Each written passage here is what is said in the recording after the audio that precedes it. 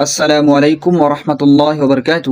آج کی ویڈیو میں ہم سورۃ النحل کی آیات نمبر 20 اور 21 کا ذکر کریں گے، جن میں اللہ تعالیٰ نے بہت اہم حقیقت کی طرف اشارہ فرمایا ہے۔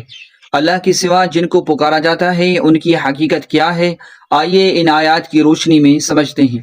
اللہ تعالیٰ نے سورۃ النحل کی ان آیات میں ایک بہت بنیادی عقیدے کو واضح کیا ہے۔ اللہ تعالیٰ فرماتے ہیں، اور جنہیں اللہ کے سوا پکارتے ہیں وہ کچھ بھی پیدا نہیں کرتے اور وہ خود پیدا کیے ہوئے ہیں۔ یہاں اللہ تعالیٰ ہمیں بتا رہے ہیں کہ وہ بت یا مخلوق جنہیں کچھ لوگ اللہ کے علاوہ پکارتے ہیں یا ان سے مدد مانگتے ہیں، وہ خود تو کچھ بھی تخلیق نہیں کر سکتے، وہ تو خود مخلوق ہیں، ان میں وہ طاقت نہیں ہے جو خالق حقیقی یعنی اللہ رب العزت کے پاس ہے۔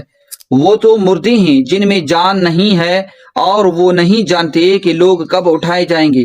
یہ آیت مزید وضاحت کرتی ہے کہ ان پوجے جانے والے بتوں یا مخلوقات کا حال کیا ہے۔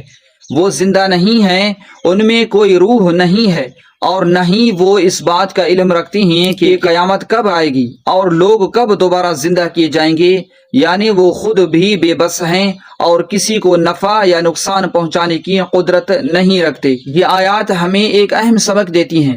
انسان کو اللہ کے سوا کسی اور کو نہیں پکارنا چاہیے، کیونکہ وہی سب کچھ تخلیق کرنے والا اور سب پر قدرت رکھنے والا ہے۔ اللہ کے سوا کسی سے دعا مانگنا یا مدد کی امید رکھنا شرک ہے، جو کہ ایک بہت بڑا گناہ ہے۔